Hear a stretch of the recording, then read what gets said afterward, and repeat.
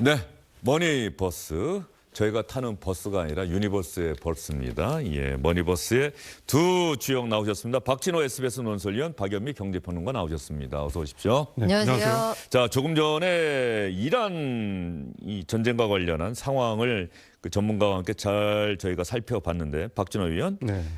뭐 요즘 대한민국 주식시장은 뭐 대한민국만 그럴까요? 미국도 그렇고 매주 월요일이 뭐 블랙 먼데이 같다 이런 생각이 드는데 네. 오늘은 또 어떤지 궁금합니다. 뭐 전황 소식에 따라서 주가가 이제 하루 단위로 계속 바뀌고 예.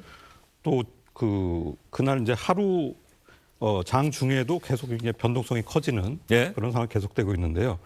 오늘은 일단 어제와 달리 주가가 반등을 했습니다. 지금 한 2.5% 이상 코스피가 상승을 한 상황인데요. 한 5,500선을 일단 넘긴 상태고, 다만 이제 어제 너무 이제 폭락을 했었기 때문에 네. 그러니까 그 낙폭을 다 만회하지는 못하고 있는 그런 상황인데, 가장 문제는 지금 환율이에요. 아침에 이제 1,480원으로 일단 조금 안정이 됐었다가 다시 이제 1,500원에 가깝게 이제 넘나들고 있는 그런 상황인데, 역시 이제 지금 상황에서는 이 국제유가가 불안하기 때문에 이 국제유가 강세는 결국 이제 달러화 결제로 국제유가 거래가 많이 이루어지기 때문에 국제유가가 높을 때는 이제 달러화가 강세로 이렇게 동조화가 되는 경향이 있습니다. 그래서 그렇다 보니까는 특히 이제 그 원유 도입이 아주 어려운 상황인 아시아 국가들의 통화가 상당히 이제 약세를 보이는 그런 상황으로 가고 있고요.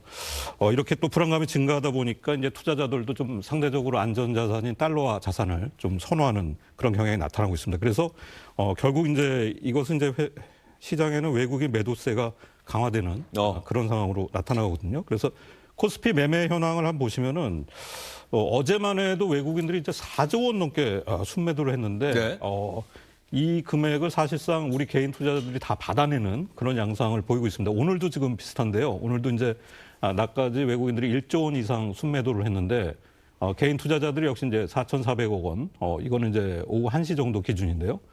이렇게 받아내면서 지수를 방어하는 그런 흐름을 보이고 있습니다. 이게 4거래일 연속 이런 양상이 나타나는데 이런 상황에서 역시 이제 환율이 높은 건 아주 큰 부담이 되고 있고요. 근데 특징적인 것은 이 시장 변동성이 워낙 크다 보니까 이른바 그 반대 매매가 많이 발생을 하고 있습니다. 어제 이제 금융당국도 주의보를 발령을 했는데 증권사에서 이제 돈을 빌려서 주식을 샀는데 예.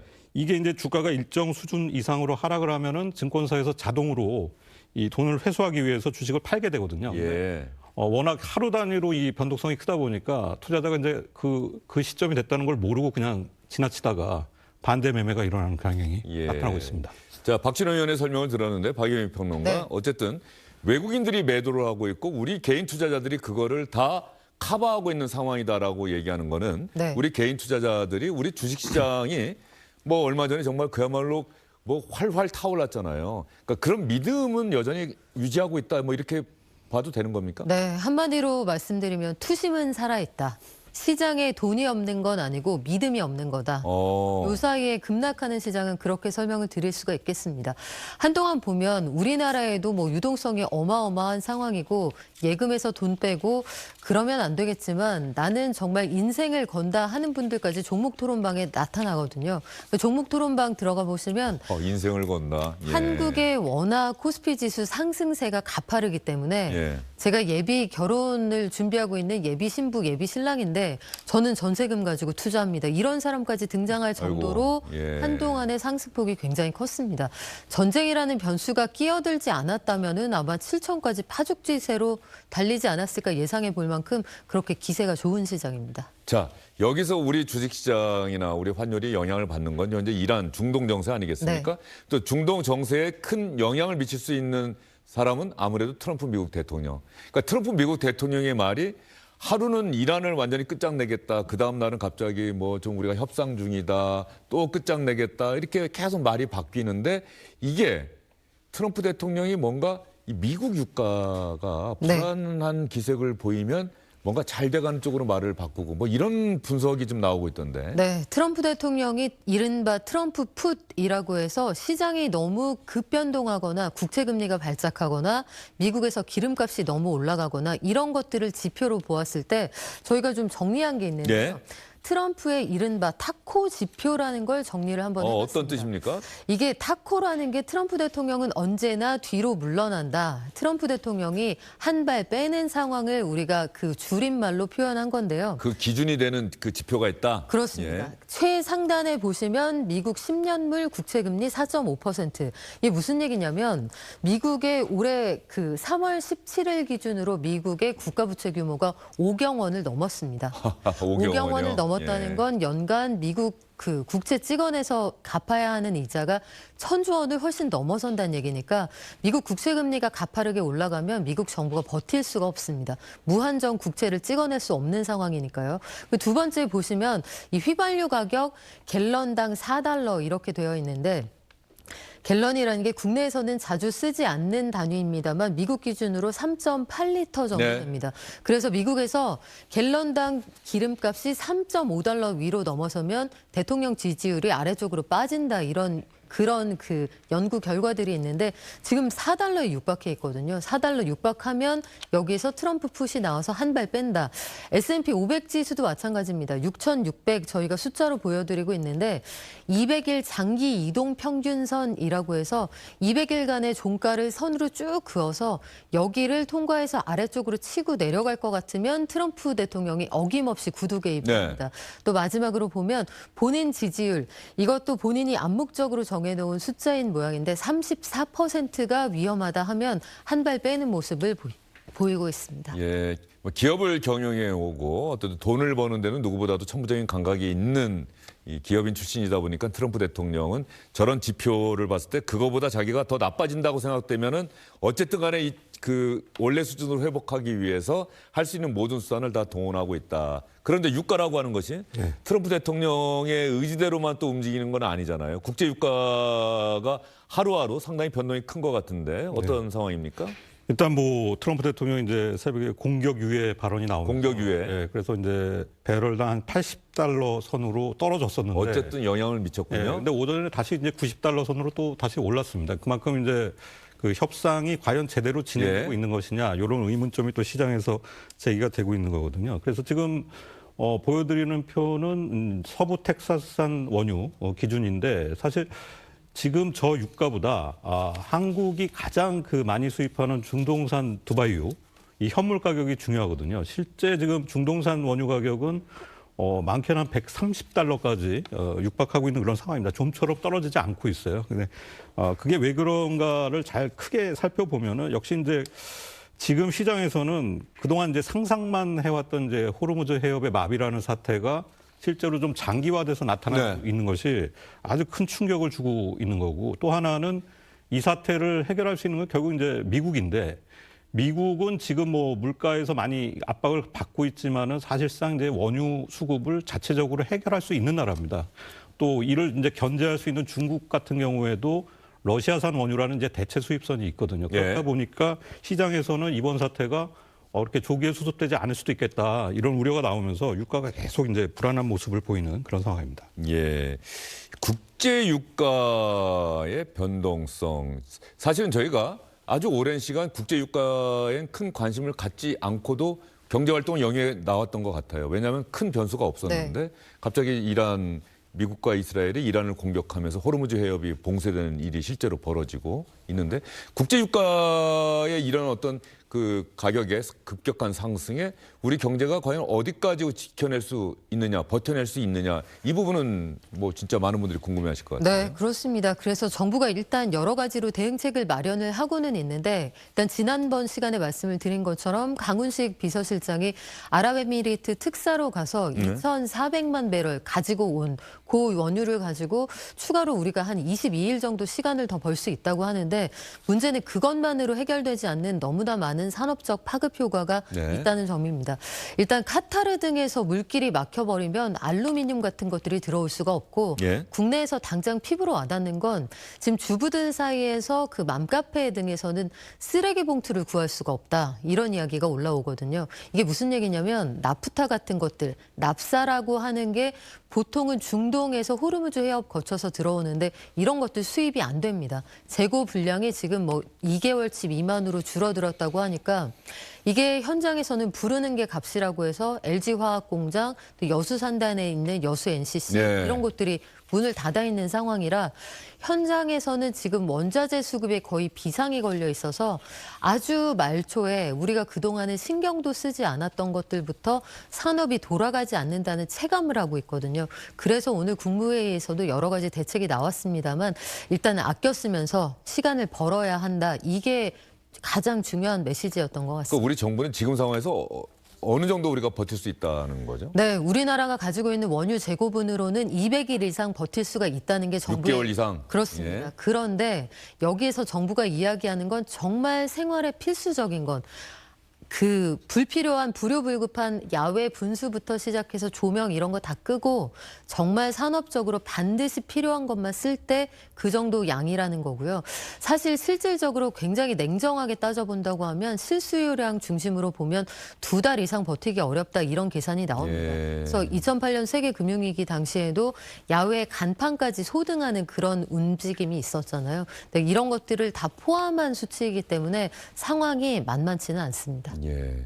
이게 우리 대한민국 경제가 뭐 IMF 외환위기도 거쳤었고 2008년에 금융위기도 거쳤었고 또 우즈벡 전쟁이라고 하는 또 이런 변수도 우리가 다 지나왔는데 지금 이번 상황이 그런 어떤 변수들보다 지금 더 우리에게는 안 좋은 참 우리 경제에 상당한 악영향을 미치고 있는 것 아니냐는 이런 분석과 전망들이 있던데 동의하세요? 이게 공급망을 한쪽으로 몰아줘서 나타나는 결과로 봅니다. 우리나라는 두바이유 사다 쓴 게 사실은 브렌트유나 WTI에 비해서 싸서 그동안 네. 그쪽에서 거의 들여왔거든요. 그리고 국내에서도 그 원유 정제하는 시설도 그쪽에 맞춰져 있는데 우리가 그쪽에 싸기 때문에 그것들을 중점적으로 들여와서 지금 갑자기 수입선 다변화를 해도 물길부터 가격까지 그리고 배를 확보하는 것도 만만치가 않은 상황입니다. 그래서 공급망이 가장 손쉽고 가장 가성비 좋은 쪽으로 몰려 있다 보니 우리 코로나 때 그런 것들 많이 체감을 네. 했잖아요.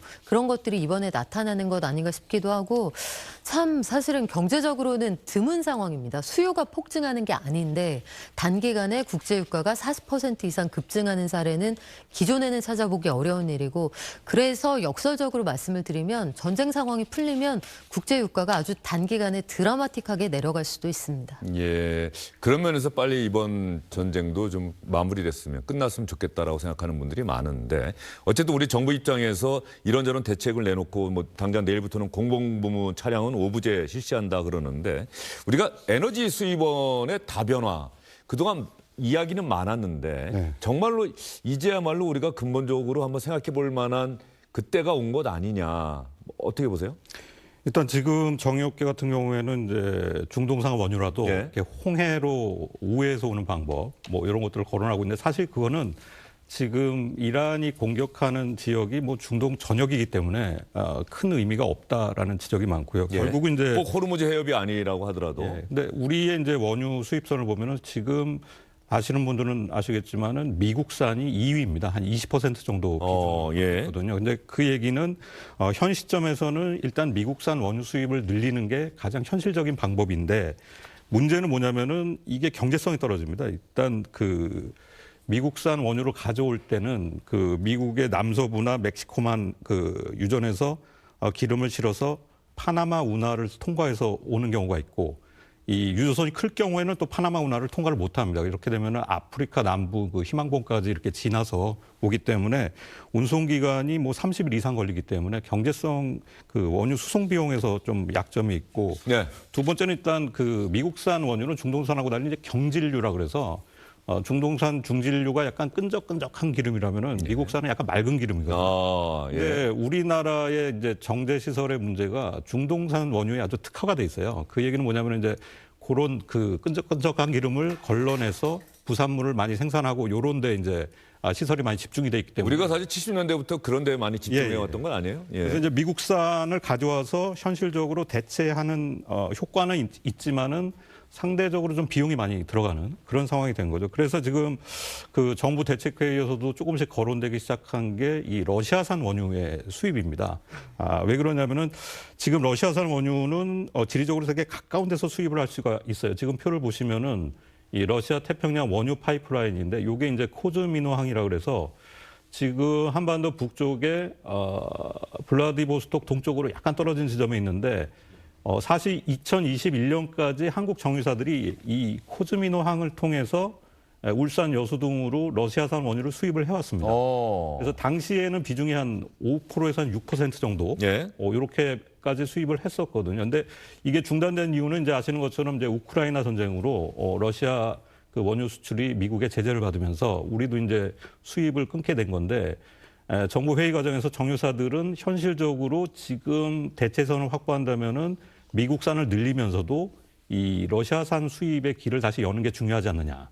그런 얘기를 하고 있습니다. 근데 다만 신경이 쓰이는 것은 정부 입장에서는 자칫 이제 미국의 심기를 건드리는 그런 대책이 될 수가 있고 또 하나는 이제 일단 그 지금 러시아에 대한 그 뭔가 수출 수입 결제 대금을 낼 때 그 망 자체가 지금 막혀 있습니다. 그렇게 금융 결제를 할 때 또 미국의 2차 제재 위험이 있기 때문에 약간 정부 입장에서는 상당히 신중한 모습을 보이고 있는 것인데요. 일단 그 상황이 급하게 되면은 이제 어떻게 보면 이제 에너지원 자조화 측면에서 러시아산 수입을 다시 재개하는 것도 근본적인 방법으로 지금 거론이 되기 시작했습니다. 박준희 의원이 얘기한 바로 러시아산 원유를 저희가 수입하는 것도 네. 하나의 근본적인 대책이 될 수 있는데 결과적으로 그거는 변수가 지금 그 러시아 우크라이나 전쟁 이게 또 빨리 끝나야 되는 것 아닌가 싶은. 네, 그렇습니다. 그래서 중동 전쟁의 전황이 격화되면 오히려 러시아 우크라이나 전쟁이 예상보다 빨리 끝날 수도 있다 이런 전망도 있어요. 근데 트럼프 대통령이 그 빨리 휴전 협상 마무리하려고 뭔가 애를 썼는데 뭔가 잘 안 됐는데 그렇죠. 거기에 지금 신경 쓸 여력은 또 없는 거 아니에요? 우크라이나에 대한 지원이 충분히 예. 이루어지지 않고 그 전력이 중동에 집중이 된다 하면 우크라이나는 전쟁을 계속해 나갈 여력이 잃어버릴 테고 트럼프 대통령 입장에서는 전 세계를 경영한다 이렇게 판단을 하면 본인에게 제일 중요한 건 사실 중간선거 앞두고 기름값입니다. 그렇죠. 미국에서는 화장실에 휴지 떨어져도 차에 시동 걸어야 되잖아요. 빨리 뛰어가서 슈퍼에서 사올 수 있는 그런 나라가 아니기 때문에 매일 아침 기름 넣고 학교 가고 회사 가는 예. 사람들이 기름값 안 떨어진다 하면 이거 견디기 어려울 겁니다. 예. 그 유가가 트럼프 대통령에게는 가장 취약한 부분. 그리고 전쟁이 계속되는 과정에서 미군 사망자가 만약에 늘어난다 그러면 네. 그 부분도 트럼프 대통령에게 상당한 부담이 될 것이다. 그렇죠. 이 부분이 앞으로 중동 정세를 바라보는 하나의 중요한 변수가 될 것 같다는 생각이 들고요. 문제는 자, 이런 어쨌든 이거는 또 우리가 항상 상수로 봐야 되는 지금 현재로서는 봐야 되는 상황이에요. 중동 정세가 불안하고 매일 공격 또 공격 이게 일어나고 있는 상황인데 우리 주식에 관심 갖고 어쨌든 주식에 투자하시는 분들 뭐 ETF 그래도 ETF에 또 투자하시는 분들은 지금 어떻게 해야 되느냐. 그래도 우리 주식시장을 믿고 세계 경제가 이런 고비를 다 넘어서 또 좋아질 거라는 믿음을 갖고 계속해서 공격적으로 적극적으로 나가야 되는 건지 아니면 이때는 좀 빼서고 좀 관망해야 되는 건지 뭐 이게 가장 중요한 건 아니겠습니까? 일단은 제가 보기에는 지금 전황의 흐름이 좀 뚜렷해지기 전까지는 투자 자체를 좀 신중하게 하시는 게 가장 좋은 방법인 것 같습니다. 그래서 이 투자자들 입장에서는 뭔가 좀 큰 그림을 이렇게 네. 보고 가셔야 되는데 이 흐름도를 한번 보고 한번 설명을 네. 드릴 수 있을 것 같습니다. 지금 보면은 가장 중요한 거는 역시 이제 이란 전쟁이 몰고 온 이제 물가 상승 요인입니다. 그래서 국제 유가가 오르게 되면은 미국도 물가 압박을 받고 이제 지난주에 그 FOMC에서 아주 이제 강력한 경고가 나왔듯이 미국의 기준금리가 좀 인상될 수밖에 없는 그런 상황으로 갈 수가 있거든요. 예. 아직은 뭐 금리를 동결을 했습니다마는 그런 상황이 1번까지는 일단 진행이 됐다고 봐야 됐고 이렇게 되면은 이제 우리 한국은행도 일종의 스태그플레이션을 방지하기 위해서 물가에 대해서 상당히 좀 신경을 쓰게 됩니다. 그래서 네. 그러면 또 이제 금리 인상 흐름으로 또 지배하게 될 수가 있고요. 요 상태가 되면 지금 이제 사실 전쟁 때문에 가려진 변수들이 있어요. 그 이제 일종의 AI 산업에 대한 거품론, 또 미국의 그 사모대출 시장의 부실 문제거든요. 근데 물가가 오를 경우에는 또 금리가 인상 압박을 받고 요 두 가지 난제들이 상당히 또 확대가 되는 결과를 부를 수 있습니다. 거기까지는 가지는 않았지만 그렇게 될 경우에 지금 이제 AI 산업에 상당한 이제 수요를 불러일으키고 있는 한국 반도체가 영향을 받기 때문에 요게 어떻게 보면 아직은 나타나지 않은 가장 나쁜 시나리오라고 볼 수가 있습니다. 그래서 지금 일단 투자자들 입장에서는 이제 이란 전쟁에서 국제 유가가 어떻게 영향을 받는가, 또 물가가 어떻게 움직이는가, 또 금리가 어떻게 움직이는가를 보시면서 신중한 투자 방향을 잡으시는 게 바람직해 보입니다. 이 경제 또 주식에 관심 많으신 분들이 항상 촉각을 곤두세우는 게 미국 연준이 금리를 어떻게 할 것이냐. 이 부분 아니겠습니까? 네. 아까 박진호 의원이 설명한 것 중에 2번 변수가 될 것 같은데 미국 금리 어떻게 될까요? 미국 금리 뭐 아직은 예단하기 어렵습니다만 이번 달 평균치는 굉장히 올라갈 텐데 다음번에 FOMC 하기 전까지 국제유가가 떨어져주면 단기 이벤트에 끝났다라고 하겠지만 최근에 지난주에 미 연준 FOMC 회의가 있었습니다. 네. 끝나고 제롬 파월 연준 의장이 기자회견을 했는데 다음 조치가 금리 인상일 가능성에 대해서 의견이 나왔다. 그 전 회의에서는 다음번 회의에서 금리 인상할 가능성은 없다고 했었거든요.